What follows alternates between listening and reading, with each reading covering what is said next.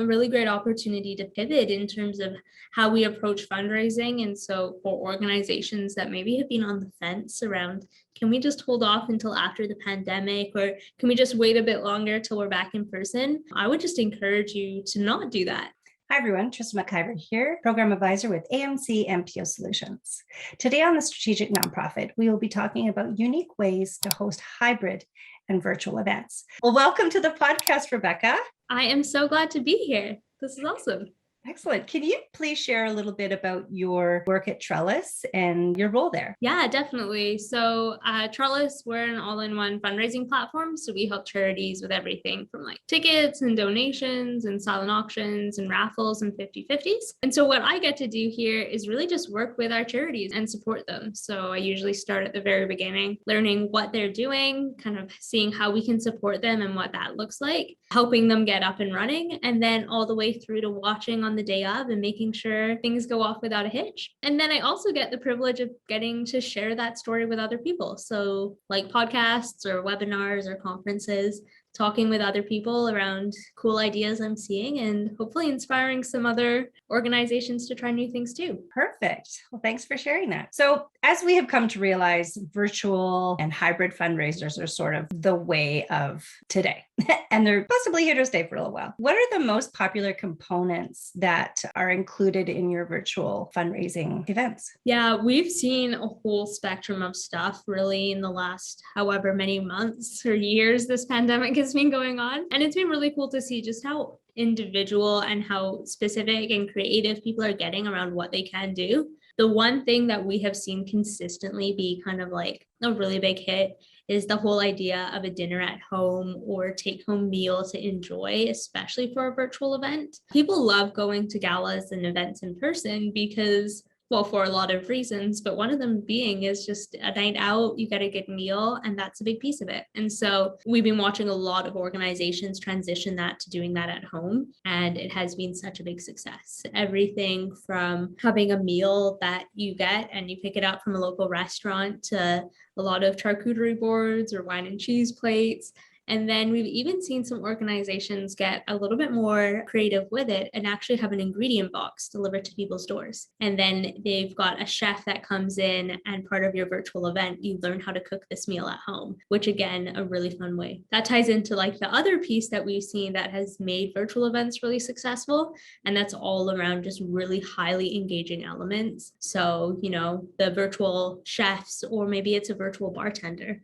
You've got a virtual bartender that's going to teach you how to mix your drinks at home, or just, different elements or different entertainment pieces that are all just designed around engaging your donors. I attended the CSAE event last year, the virtual conference, and they had sent from, I think it was Ontario, an ounce of gin from a local distillery. And I was present during the event when the gentleman from the distillery was doing, the bartending part of it. And that was really, really neat. And that's sort of what you were touching on, where, you have the chef or somebody involved. And yeah, I really liked that part. It was a very touching, piece of trying to sort of be together, like, they thought of me specifically to mail off some gin.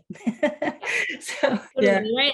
It's just that like above and beyond, right? They thought of you specifically. And the fact that you had that feeling, I'm going to make the assumption that other people attending that exact same event felt the same way. Right? You feel like they thought of you, they put that in the mail with your name on it. Makes you excited about the event, right? And if you were able to hold off and drink your gin on the day of or not, I did. Perfect. Impressive. I don't know if I could. But if you got that experience and you've got something to look forward to, right? It's like, oh, what are they going to do with this? Or maybe they also sent an ingredient list at the same time for some other pieces you need to pick up for your drinks. Like, you're intrigued. You want to check it out and get, see what it's all about. That kind of VIP or exclusive feeling that you can create for your donors is massive. Yeah, no, exactly. Now, I was curious to know a little bit more about having possibly like a studio audience in in the conference as part of sort of a new dynamic. Can you explain a little bit more about that? Yeah, we've seen a lot of organizations start to get into this, and it's super fun, right? We went from totally in-person events where everybody was there. We didn't really even think to have a virtual audience, to like the complete other end of the spectrum where now everybody was virtual. And so the like in-person VIP experience with some people virtual is like a whole new dynamic that we get to explore.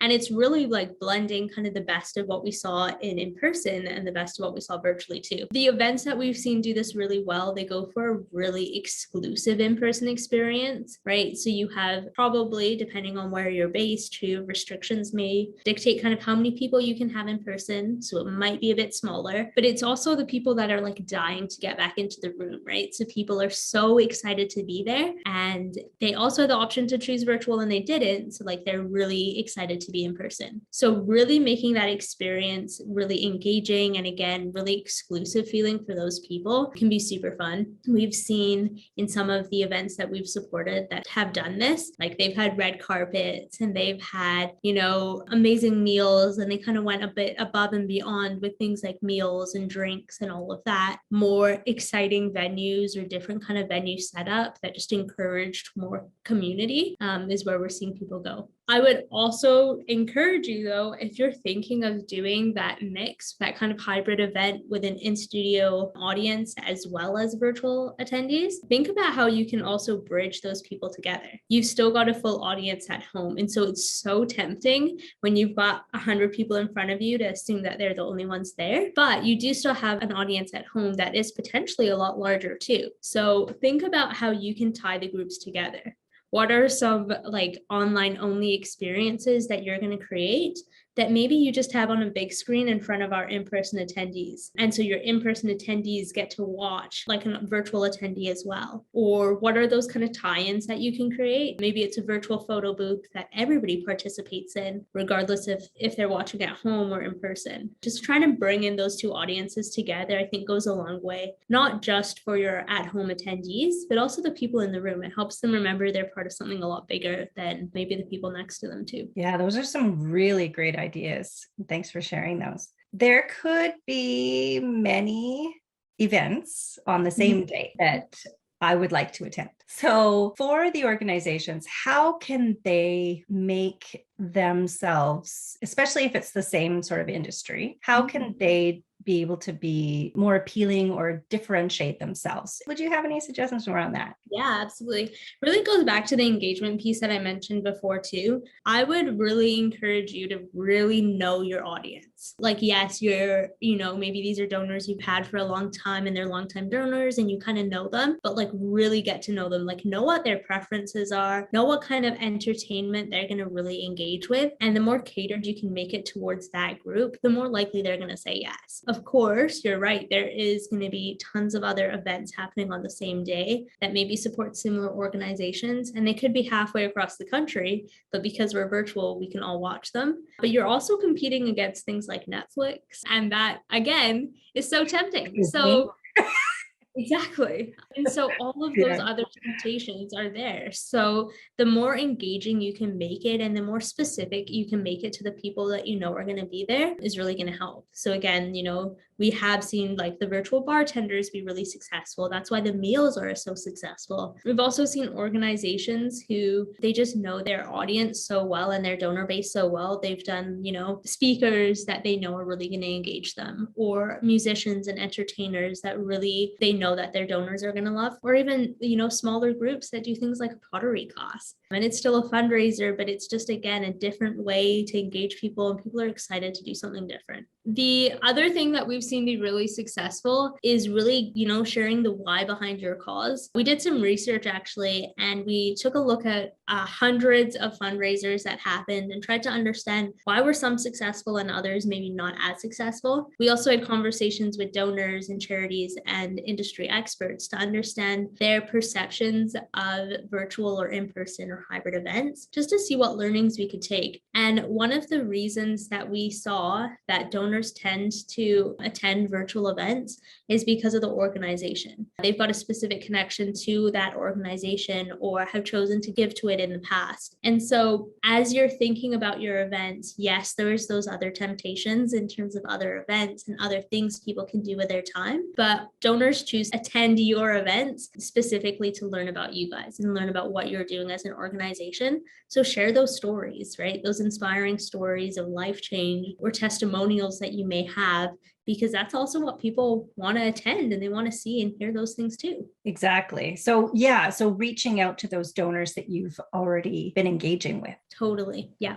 Yeah. Excellent. So what sort of new outcomes have you seen with virtual events since we've had to sort of stop the in-person? Honestly, a lot of really good things, which has been really exciting. I know the switch was so sudden, of course, everybody moving virtual so quickly. And there was a lot of unknown around how long would we have to do this and how does it even work or where to start. But some of the outcomes we've seen, I think, have really impacted how fundraising is going to look indefinitely. We're seeing organizations that are choosing to say, yeah, we're going back to in-person events and in-person like we have in the past, but there's always going to be elements online. If that's an online silent auction or the ability to always watch virtual events online too, whatever that is. So we've seen organizations just really grow in terms of how they approach fundraising. And we've also seen a big change in our donors. Before, we were really hesitant to try and encourage our donors to participate online or give online in different manners because that was not comfortable. It felt unknown, but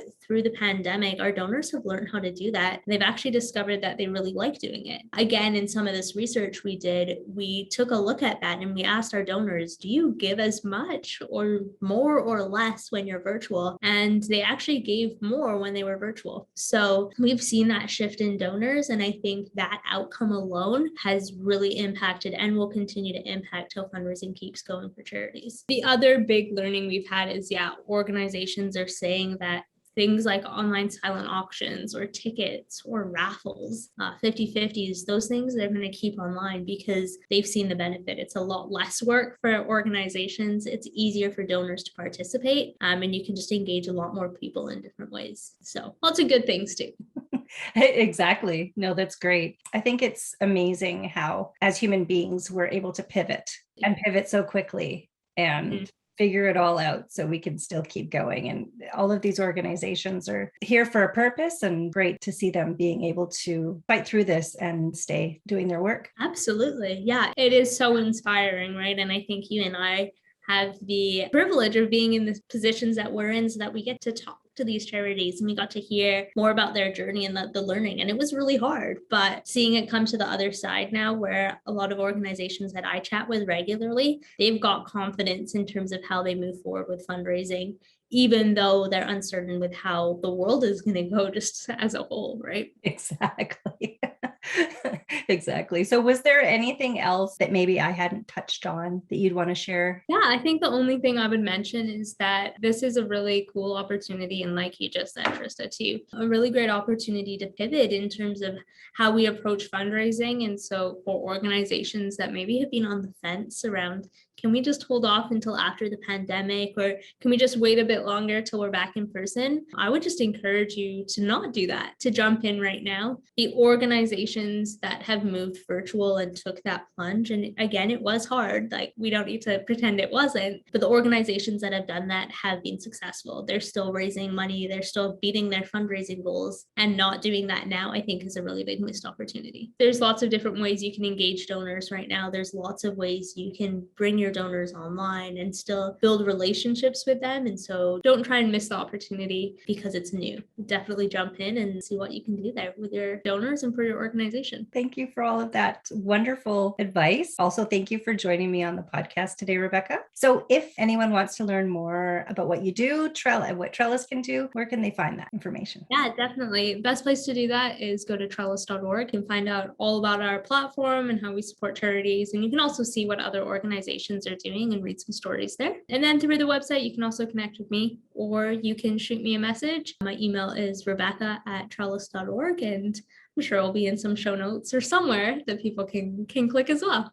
Absolutely. All of this information will be in the show notes. And also, if you'd like to get in touch with me, you can find me on LinkedIn at Trista McIver and also on AMC NPO Solutions.com. You can reach out to me regarding strategic planning, board governance training, bylaw reviews, anything to do with the NPO community. And take care, everyone. And I hope you'll tune in to the next episode of the Strategic Nonprofit Podcast.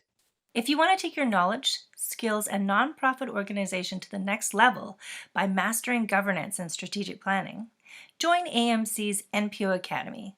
The link is in the notes.